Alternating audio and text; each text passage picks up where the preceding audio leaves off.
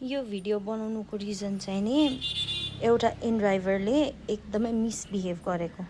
अनि यो कम्प्लेन चाहिँ मैले इनड्राइभमा नि दियो त्यो पिक्चरहरू पनि राखिदिन्छु म हैन एकजनाले चाहिँ त्यो भिडियो पोस्ट गरेछ हजुरहरूलाई के थाहा छ भनेर चाहिँ नि त्यहाँ कमेन्ट तपाईहरुले कुदाइहाल्छ हैन त्यो इनड्राइभरले चाहिँ नि मलाई यस्तो यस्तो यस्तो यस्तो यस्तो यस्तो गरेर हन्काएर लगेको म अब त्यो बाटोको नि भिडियो राखिदिन्छु हैन बाटोको नि भिडियो राखिदिन्छु अनि म तपाईहरुलाई देखाउँछु पनि उले मलाई कहाँ ड्रप गरे भनेर पनि हैन अनि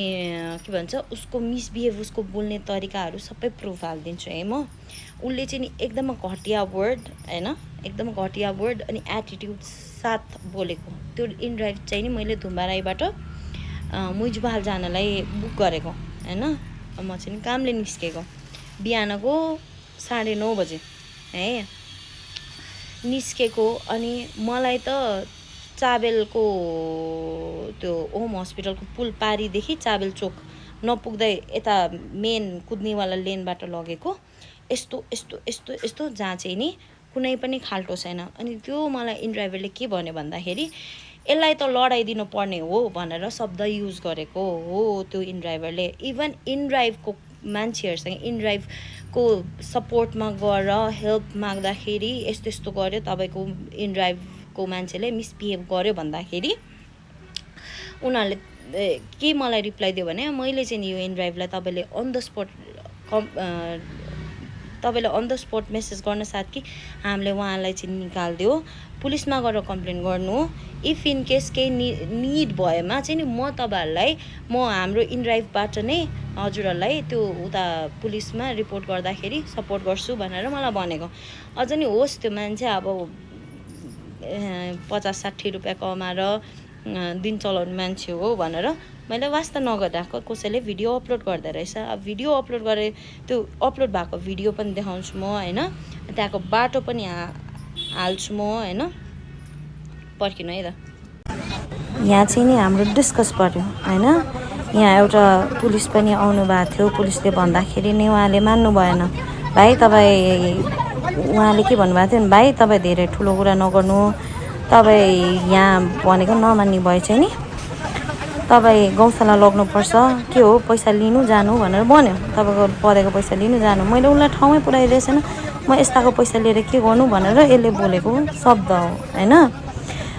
अनि बिहानको 10 बजे यो फाइट भ्याउन साथ के मैले चाहिँ यसरी मेसेजहरु पठाइदिए हैन सपोर्टमा इनड्राइभको सपोर्टमा तपाईको ड्राइभरले यसरी मिसबिहेभ गर्यो यस्तो यस्तो गर्यो भनेर हैन मेसेज पठाइदिए उनीहरुले मलाई कल गर्यो कल गरिसकेपछि हामीले निकाल्दे भनेर भन्यो अनि तपाईहरुलाई अब म बाटोको भिडियो पनि यो चाहिँ नि हो बाटो हैन यहाँ खाल्टा म अहिले पनि इनड्राइभमै छु मैले भिडियो खिच्नुको रिजन चाहिँ नि यो अहिले पनि इनड्राइभमै छु हैन यो बाटो देख्नु भयो नि हजुरले बाटो यो बाटोमा हैन यो वाला बाटोमा मलाई पुरै यस्तो घुमाइ लग्यो घुमाइ लग्यो हैन घुमाइ लग्यो अनि घुमाइ लगिसकेपछि मैले के भने दाइ हेर्नु बिस्तार चलाउनु के भन्छ बाटो यस्तो सुई काटेपछि त अफिसले मान्छे डराउँछ हैन दाइ बिस्तारै चलाउनु भनेर भन्दाखेरि के भन्यो भने मलाई साइडमा रोक्दिएपछि के भन्यो भन्दाखेरि तँलाई मसँग हिँड्न मन छैन भने ओली त यही ओली जा गेट लस्ट भनेर बोल्यो जब गेट लस्ट भनेर बोल्यो यो मान्छेले तब मेरो दिमाग खराब भयो क्या अनि दिमाग खराब भएन त्यहाँ गएर डिस्कस पर्यो यस्तरी कुदाउनु त पाएन नि त सर्भिसमा हालेको मान्छेले मेरो त पुरा राइट्स छ नि त मैले भन्नु कि मलाई चाहिँ नि त्यसरी नलग्नु दाइ बिस्तारी चलाउनु भन्ने अनि त्यो भन्दा त्यसले जबरजस्ती मलाई त्यसरी लगेर अझै के अरे यो खाल्टो छलाको रे त्यहाँ तपाईहरुले कुनै पनि भिडियोमा त्यहाँ कतै खाल्टो देख्नुभयो खाल्टो छैन त्यो मैले पछि पनि त्यो इनड्राइभमै चढेको म हैन इनड्राइभमा चढेर त्यही बाटो गएको अनि मैले खाल्टो नभएको भिडियो पनि रेकर्ड गरे खाल्टो छैन त्यसले मलाई अझै के भन्यो भने तँलाई त यही लडाइदिनु पर्ने अरे त्यो को र मलाई लडाउनलाई फ्रीमा चढे हो इनड्राइभ म हैन नि अनि मलाई इनड्राइभ कोही मान्छेले कल गरेर तपाई केस गर्नु हैन एकचोटि पुलिस कम्प्लेन गर्नु पुलिसहरूले हामीलाई कन्फर्म गर्नलाई फोन गर्छ फोन गरेपछि हामी चाहिँ नि हो यस्तो यस्तो भएको यो राइडर चाहिँ गलत हो भनेर भन्छु किनकि हामीले बाटोहरू सबै चेक पनि गरे हैन कहाँ के भएको भनेर सबै अपडेट त्यो सबै चेक गरे तपाईलाई फुल सपोर्ट गर्छु पनि भनेको हैन अनि एकजना मान्छेले यो भिडियो बनाएर पोस्ट हालेछ पोस्ट हालेर के भनेछ भन्दाखेरि के भन्छ यात्रीको गल्ती हो ए बाबा यात्रीको कसरी गल्ती हुन्छ चढिरहेछ मान्छे पछाडि यसरी यसरी यसरी यसरी चलाउने हो मलाई केही भएको त जिम्मेवारी बस्तिस मेरो परिवारलाई हेर्न त बस्तिस आयो मुख उठायो आएर बोल्यो सक्यो हैन तिमीहरुको कुरा जाम लाउनेहरु एक्चुअली इन्सिडेन्ट केमा भएको थाहा नभइकन तिमीहरु प्याच प्याच बोल्ने तिमीहरुलाई सोच दिमाग दिएको छैन भगवानले कि आमा बाउले सिकाएको छैन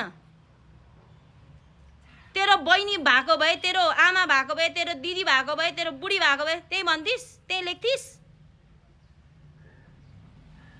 दिमाग छैन के गल्ती हो के भएको कस्तो भएको तिमीलाई आइडिया नभएपछि त्यसरी बोल्ने अधिकार तिमीलाई कसले दियो मान्छे के कामले निस्केको हुन्छ म इनड्राइभ चलेको वर्षौं भइसक्यो हैन मैले इनड्राइभ चलाएको म एकदमै इमर्जेन्सी नभएसम्म बाइक लिँदैन मैले बाइक लिएको छिटो पुग्छ भनेर ट्राफिकमा नफसोस् भनेर लिँदा त्यो मान्छेको बोली तमिज सबै भुलेर बोलिसकेपछि हजुर दाइ भने हात जोड्नु तैँले गर्छस् हात जोडेर बोल्छस् खुट्टा ढोक्न जान्छस् म त जाँदिन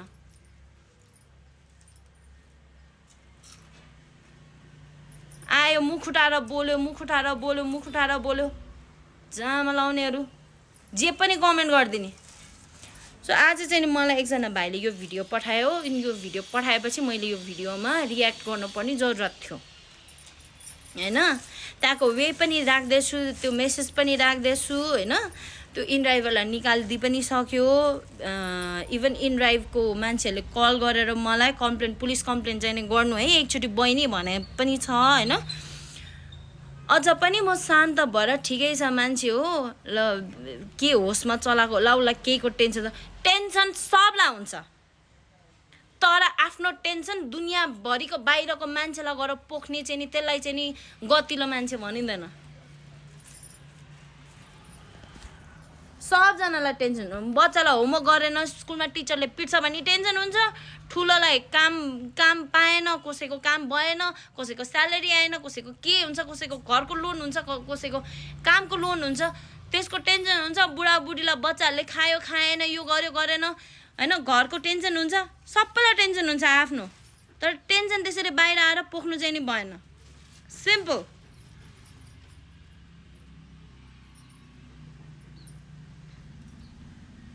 इनड्राइभरले अंग्रेजी बोल्छ किन इनड्राइभर नपढेको मात्र मान्छेहरूले इनड्राइभ गरिरहेछ र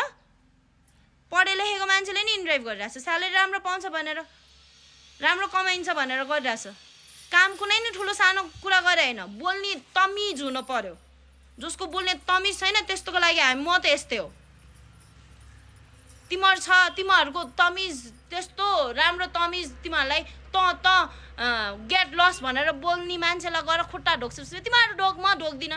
मेरो बाउआमाले त्यस्तो संस्कार दिएको छैन कसैले तँलाई गिराएर बोलिरहेछ भए उसको गएर म बुद्धको छोरी हैन